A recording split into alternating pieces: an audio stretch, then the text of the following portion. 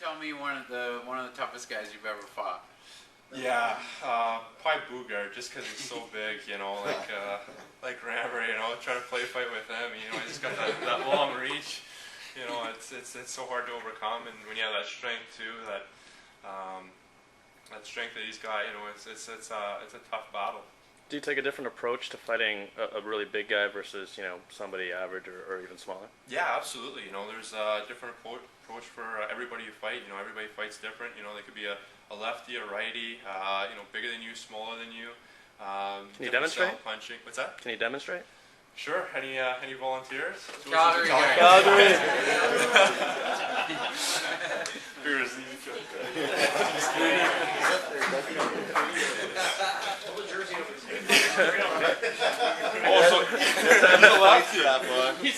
Yeah. So like usually, you know, like your opponent, you do a little bit of research. You try and do like the YouTube thing or whatever.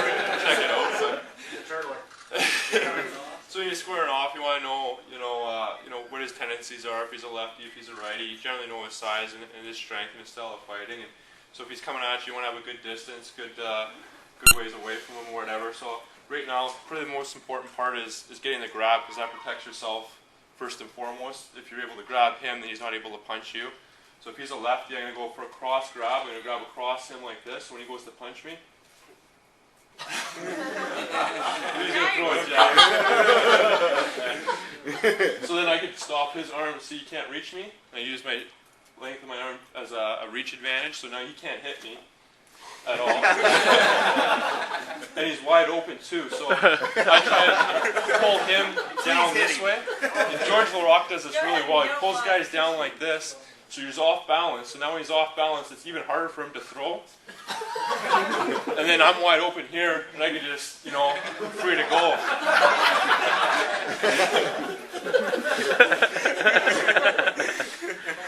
Awesome. Let's see if he's a righty. So if he's a righty, now he's going to square off like that. So now he's right hand dominant. I'm going to try and go for his strong hand. So which is this shoulder here. So when he goes to throw, I'm still grabbing his jersey like this, and I can control him with his jersey. And a lot of guys, this is so important in fighting, is not so much your punching hand, but your offhand is controlling him. You know, I'm pushing him around, pulling him around, knocking him off balance. So when he's off balance, it's harder for him to throw and to hit me. So if I'm moving while he's moving, he's not going to hit me, right? Because I can duck and dodge, and he's moving around. So you pull him around like this, push him off balance, and he can't hit me, and then I'm free to throw. So now, whenever he throws, then I come back and I'll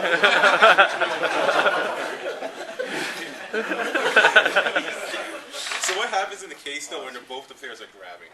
So when you're grabbing me, you want to try and grab this shoulder right here, and then there's different techniques. So you can time it so that as soon as I throw, you roll back. So turn this way, yeah. So now I'm coming over the top, I can't hit you, you're protected, and then you want to come right back as soon as I'm leaning over like this, and you're going to get me right in the face. Okay. Okay? You ready? Be careful. Nice.